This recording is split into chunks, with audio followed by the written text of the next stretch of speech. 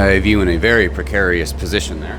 Thanks for joining me at work again. So, the reason I'm doing this one is I am on the final week of the cut I've been talking about for my last couple of videos and such. So I had a few points I wanted to bring up about that before it was all done. There was 3 points in particular. I'm making sure I hear myself say that out loud, so hopefully I don't forget them. The first one I want to bring up is what is the point of the cut? What do I mean by cutting to bulk? Things around that, like what does that mean to cut to bulk? Whole purpose of why I'm doing this. The second is going to be breaking down, now that I'm nearly at the end of it, like what the process of the cut itself actually looked like, all the phases and the end results. Since by the time I post this, it'll probably be done. It's Tuesday morning, like 5 a.m. and like probably Saturday or so, the cut's going to be done. I get to eat again, which is nice. And the third. I said three. Right, okay. Is why I'm also calling this series tentatively like bulking with abs, what that means, bear mode, how that's relevant, how that all ties in. So let me try to hopefully get my thoughts together and be coherent, because there are obviously no notes. I'm gonna work. I'm in a trailer. So here we go. The reason I have a little bit said cutting to bulk is, I mean, there's no reason you have to cut to bulk. You're able to keep on bulking and get as fat as you want, because in order to put on muscle while training, you need to be in a calorie surplus, and putting on fat is inescapable. So you could just keep getting fatter as you get more muscular indefinitely until you're all done.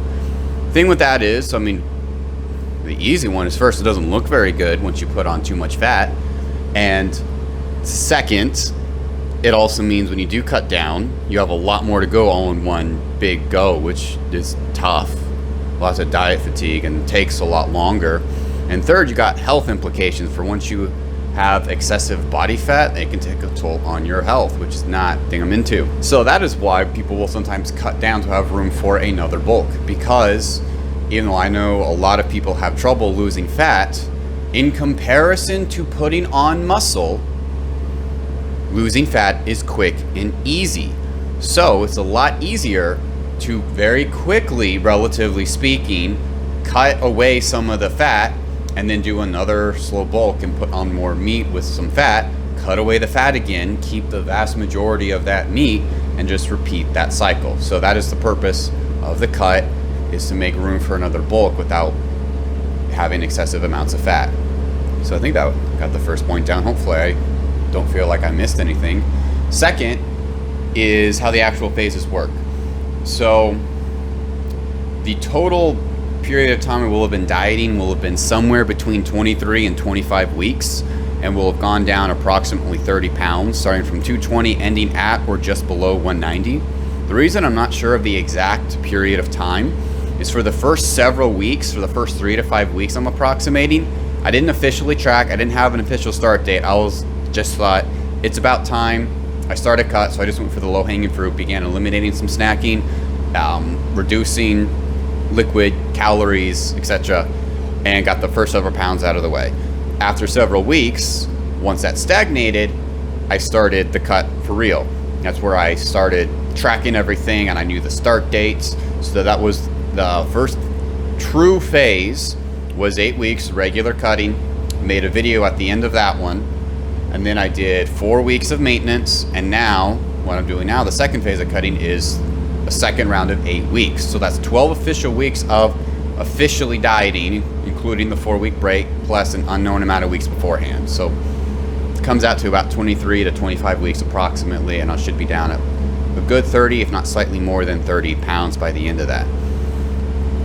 Those are the phases I went through, the short version of what it looked like. If you have questions and want more details, let me know. I just wanted to at least let you know what the actual process, what the time scale looked like, how I used the phases, the total length of time, etc. I figure that's useful information. And finally, where this comes into the reason I'm calling this bulking with abs is a couple of reasons. One, for like self-improvement and challenge, getting better, I have a very big appetite and I can go up weight very quickly if I just let myself eat. That's how I got up to 220 previously. I was like, oh great, gonna go visit family, have, like, I'm supposed to put on a little bit of weight now so I can mass up before my next cut, so whatever, I'll just eat. And I threw on weight very quickly, way more and way faster than I needed to. So this challenge is to do a slow bulk or a lean bulk or whatever you want to call it, to try to only put on weight very, very slowly, so that way 3 or 4 months from now I'm not 220 again. The idea is, if I can do great, would be like 1 pound a month of total weight. That is certainly a lot to ask because of my appetite, but if I can, it would be great. Then I can bulk for a very, very long time, which means being a calorie surplus for a very, very long time, which means an extended period of time of putting on muscle without having to stop progress to cut off the fat. Because when you are dieting, to keep it simple, you're pretty much not putting on fat. You're not putting on weight. You're not putting on muscle. Your purpose is to maintain muscle while losing the fat, which means not building muscle. So you want to be in a surplus as long as possible.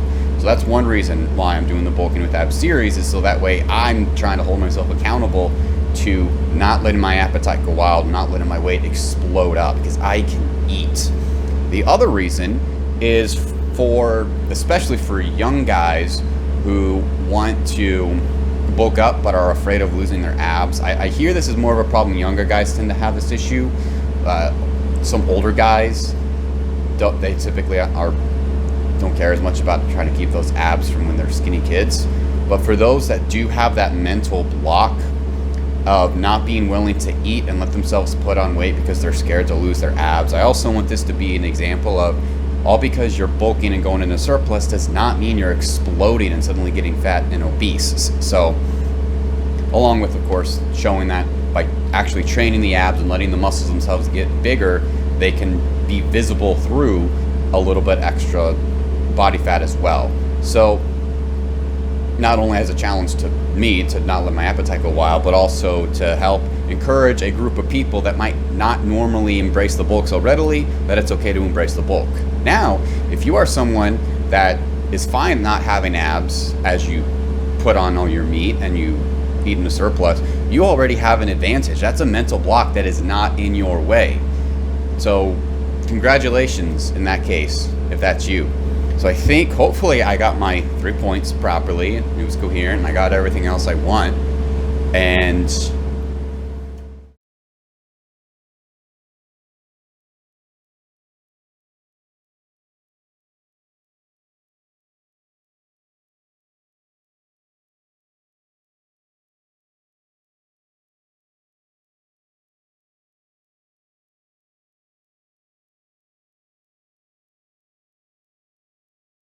yeah, guess I'll see you guys around. Thanks for joining me.